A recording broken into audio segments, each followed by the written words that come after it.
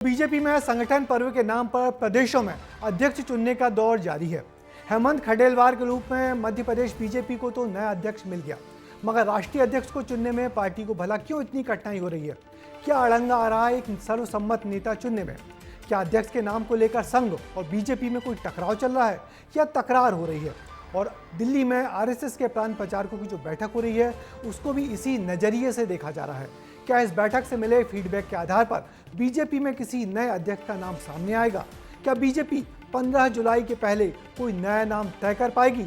तो भला कौन होगा बीजेपी का अगला राष्ट्रीय अध्यक्ष? देखिए हमारी इस रिपोर्ट में।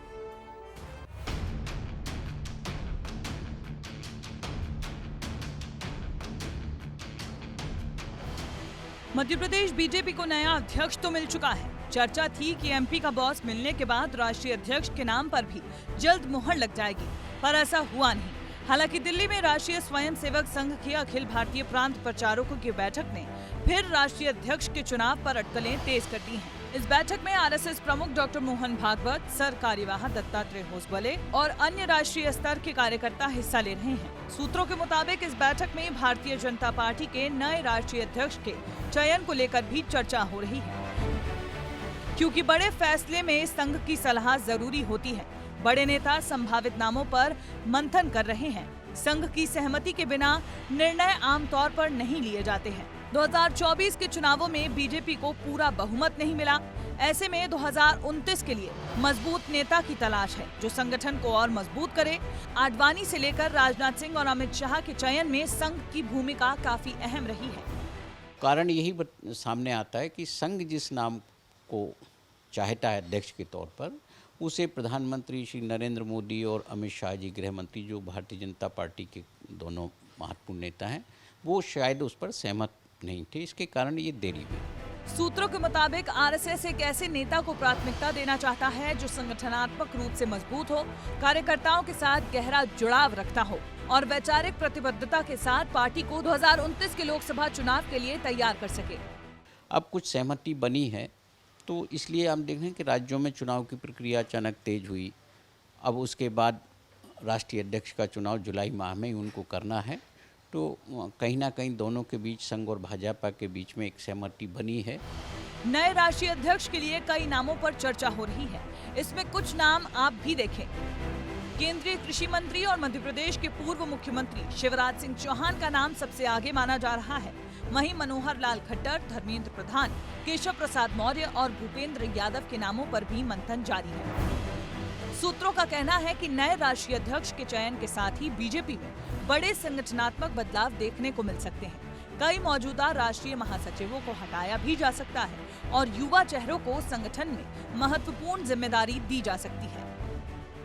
आरएसएस ने अपने प्रेस कॉन्फ्रेंस में यह बात जरूर जाहिर की है कि इस बैठक का मकसद राजनीति या भारतीय जनता पार्टी के राष्ट्रीय अध्यक्ष से उसका कोई लेना देना नहीं है। इसके अलावा जो नजरें हैं वो बीएल संतोष पे है, जो कि भारतीय जनता पार्टी के बड़े नेता हैं। वह इस बैठक में शिरकत कर रहे हैं। ऐसे में अंदाजा लगाया जा रहा है कि इस बैठक के चलते कहीं न कहीं भारतीय जनता पार्टी के राष्ट्रीय अध्यक्ष का भविष्य भी तय होने वाला है।